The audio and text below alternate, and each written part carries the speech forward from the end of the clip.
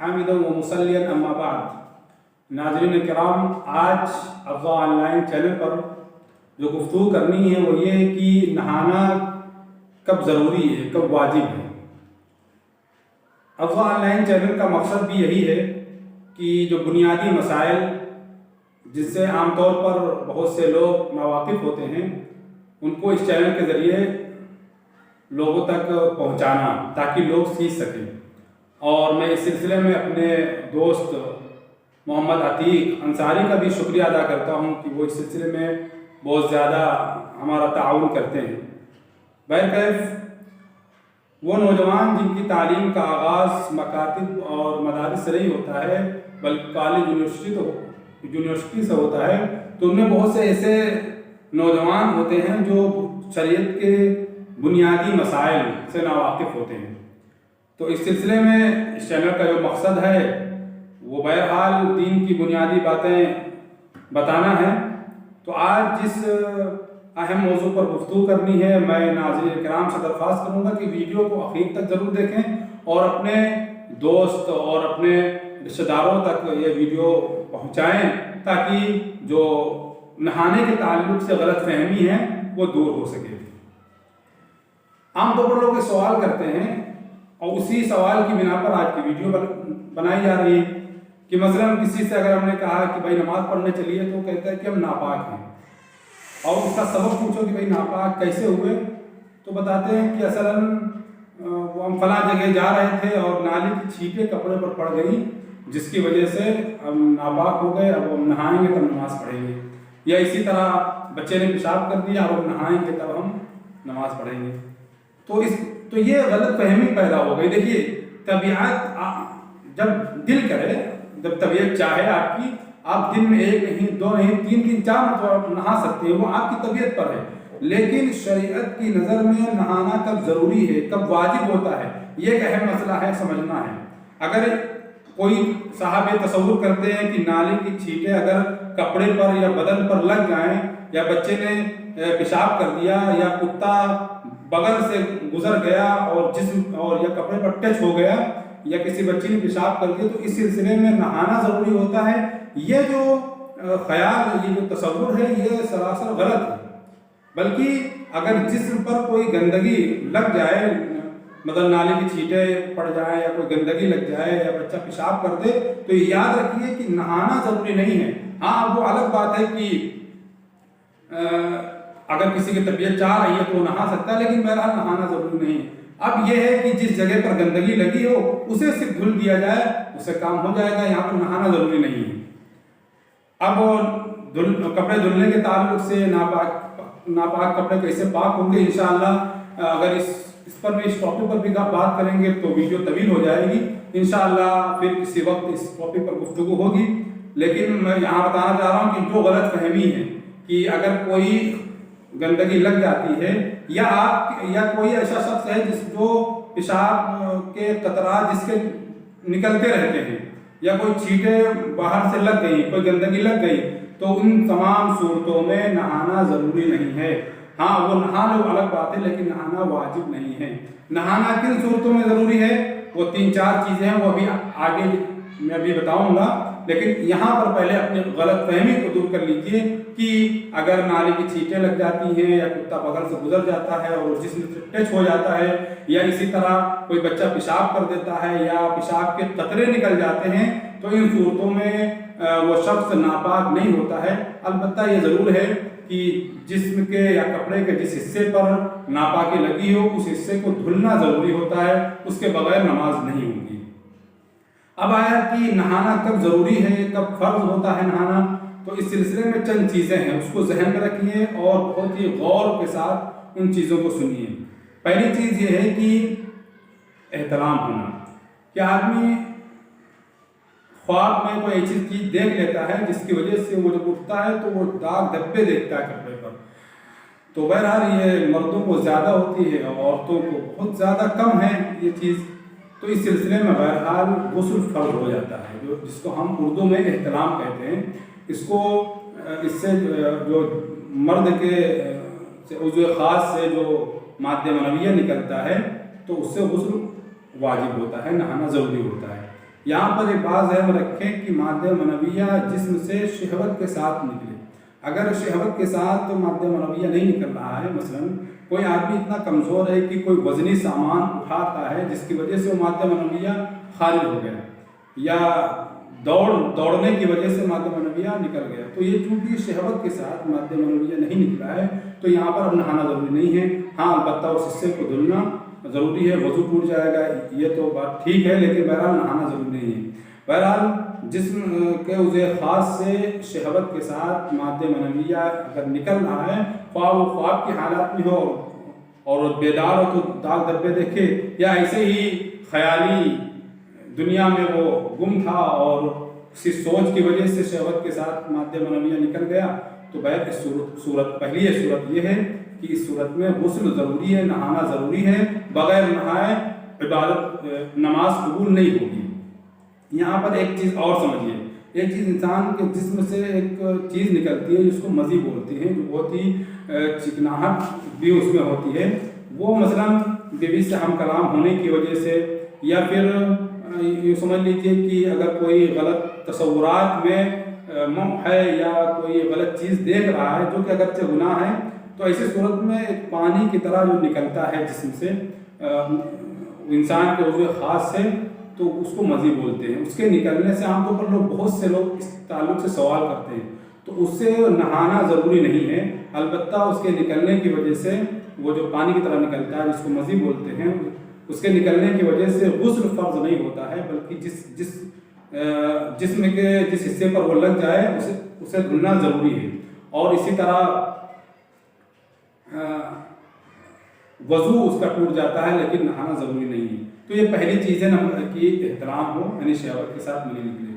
دوسری چیز یہ کہ مرد اور عورت کا اختلاط، یعنی شوہر اور بیوی جب آپس میں ملتے ہیں اور ہم بستر ہوتے ہیں اور مرد کا عضو خاص عورت کے عضو خاص میں انٹر کرتا ہے، تو اس سلسلے میں خواہ دونوں لوگ ڈسچارج ہوں یا دونوں میں سے کوئی ایک ہو یا کوئی نہ ہو، لیکن اس عمل کی وجہ سے انسان پر غسل واجب ہو جاتا ہے، اسے نہانا ضروری ہے. اب خواہ انزال ہو یا نہ ہو، مادہ منویہ نکلا ہو یا نہ نکلا ہو. تیسری چیز جو ہے وہ یہ ہے، تیسری اور چوتھی چیز حیض و نفاس، یعنی عورت کے ایام کچھ مخصوص ہوتے ہیں جس میں اس کے کچھ خون نکلتا ہے جس کو ماہواری خون کہتے ہیں. اسی طرح نفاس کا خون جو ولادت کے بعد نکلتا ہے، اس کے بھی بہت سارے مسائل ہیں، یہاں بیان نہیں کرنا ہے. تو اس کے نکلنے سے جب وہ نکلنا بند ہو جائے تو پھر نہانا ضروری ہوتا ہے. یہ 3-4 چیزیں ہیں. نمبر 1 احترام، نمبر 2 میاں بیوی آپس میں جو ہم بستری کرتے ہیں، نمبر 3 حیض و نفاس سے پاک ہونے کے بعد. یہ 3-4 چیزیں ایسی ہیں جس سے نہانا ضروری ہے. البتہ وہ جو عوام میں غلط تصور پہ چلا گیا ہے کہ پیشاب کے قطرے نکلنے سے یا نالی کی چھینٹیں لگنے سے آدمی ناپاک ہو جاتا ہے، یہ خیال غلط ہے، بلکہ ان چیزوں سے آدمی ناپاک نہیں ہوتا ہے. تو بہرکیف یہاں آج اس سلسلے میں یہ گفتگو ہوئی کہ نہانا کب ضروری ہے، اس سلسلے میں بتا دیا گیا. جو غلط فہمی تھی وہ غلط فہمی بتا دی گئی. اب یہ کہ غسل اگر واجب ہو جائے تو اب پاک ہونے کا طریقہ کیا ہے؟ بہت آسان طریقہ ہے. نمبر 1، غسل کرنے سے پہلے 3 چیزیں ضروری ہیں. ان تینوں چیزوں میں سے کوئی ایک چیز چھوٹ جاتی ہے تو پھر غسل نہیں ہوگا. نمبر 1، منہ بھر کے جب نہانے کا ارادہ کرے تو نہانے سے پہلے منہ بھر کے اچھی طرح کلی کرے، اور اگر غرارہ کر لے تو یہ سنت طریقہ ہے، اچھی بات ہے، لیکن منہ بھر کے کلی کرے. اور کلی کرنے میں ایک چیز کا خیال رکھے کہ اگر دانت میں کوئی ایسی چیز لگی ہوئی ہے جس سے وہاں تک پانی نہیں پہنچ رہا ہے تو پھر اس چیز کو نکال دیں خلال وغیرہ کے ذریعے. یا اگر کوئی ایسا دانت ہے جو مصنوعی دانت لگا ہوا ہے اور وہ آسانی سے نکالا جا سکتا ہے تو اس دانت کو نکالنے کے بعد پھر کلی کی جائے تاکہ پانی وہاں تک پہنچ جائے. اور اگر کوئی مصنوعی دانت ایسا لگا ہوا ہے جو جسے نکالا نہیں جا سکتا ہے تو پھر اس کو پھر نکالنے کی ضرورت نہیں ہے. تو پہلی چیز ہے کلی کرنا. دوسری چیز ہے ناک کی جو نرم ہڈی ہے وہاں تک پانی پہنچانا. اگر وہاں تک پانی نہیں پہنچایا گیا تو غسل نہیں ہوگا. تیسری چیز ہے کہ جسم کے پورے جسم پر پانی اس طرح بہانا کہ بال کے برابر کوئی جگہ خالی نہ رہے. اگر کوئی بھی جگہ خالی رہ جاتی ہے تو غسل نہیں ہوگا اور آدمی پاک نہیں ہوگا.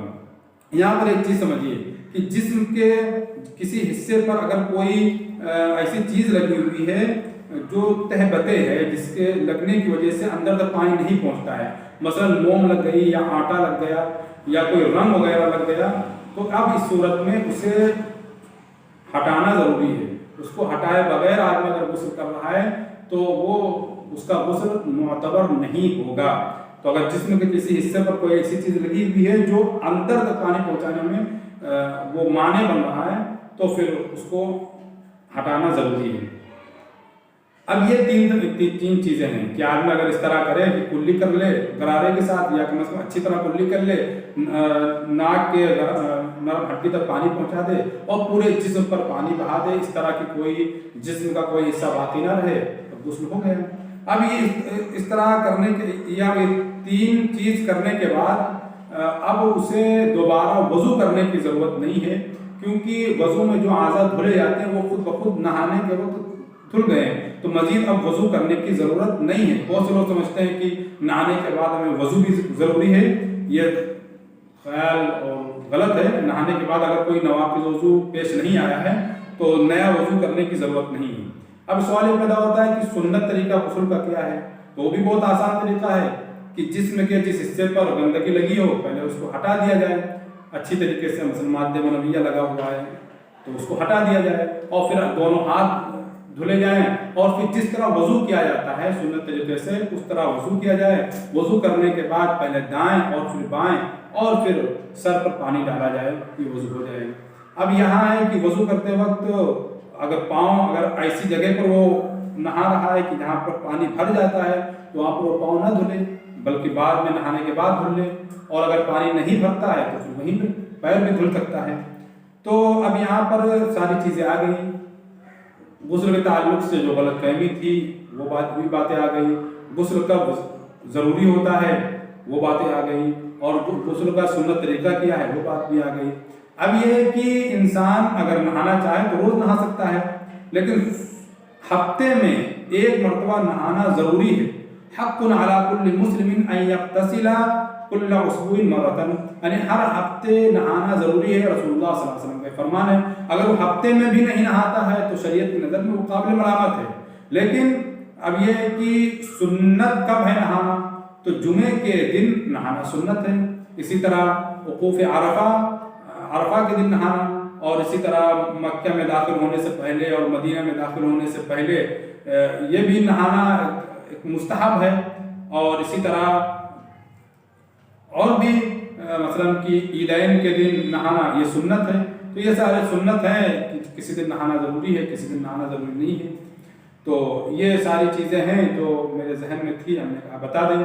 بہت سے ایسے نوجوان ہیں جن کو بڑی حیرت ہوتی ہے، بہت افسوس بھی ہوتا ہے کہ شادی کی عمر تک پہنچ جاتے ہیں، اور بلکہ بعض لوگ تو اپنی عمر کا اکثر حصہ گزار چکے ہوتے ہیں، اور پھر جب ان کا آمنا سامنا ہوتا ہے تو پتہ چلتا ہے کہ غسل کا صحیح طریقہ نہیں معلوم ہے۔ یہ کمی یہ ہے کہ بچپن میں دین کی بنیادی تعلیم نہ سیکھنے کی وجہ سے یہ ساری چیزیں پیش آتی ہیں۔ یہ بہت ہی اہم بات تھی، دل میں آیا کہ کیوں نہ افضا آن لائن چینل، کیونکہ جو انہی مقاصد کے لیے وجود میں لایا گیا ہے، اس کے ذریعے عوام تک باتیں پہنچائی جائیں۔ میں درخواست کروں گا ناظرین کرام سے کہ اس ویڈیو کو زیادہ سے زیادہ لوگوں تک پہنچائیں تاکہ لوگوں کو فائدہ ہو۔ خلاصہ کلام سن لیجیے 1 منٹ میں۔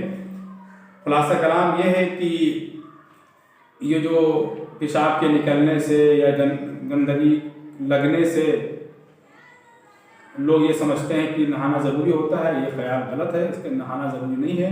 ہاں، جسم کے جس حصے پر یا کپڑے پر لگا ہو تو اسے دھل دیا جائے، انسان پاک ہو جائے گا۔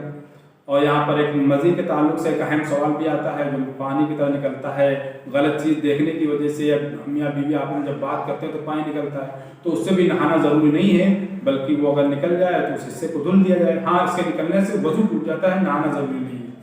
اور غسل کن چیزوں سے ضروری ہوتا ہے، نہانا کب ضروری ہوتا ہے، تو نمبر 1 ہم نے بتایا کہ احتلام ہے، اور نمبر 2 میاں بیوی جب آپس میں ملتے ہیں، ہم بستر ہوتے ہیں، اور خواہ ڈسچارج ہو یا نہ ہو لیکن بہرحال غسل واجب ہو جاتا ہے۔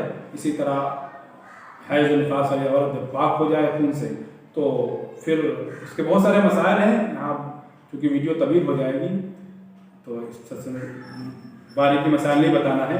تو یہاں پر غسل ضروری ہوتا ہے.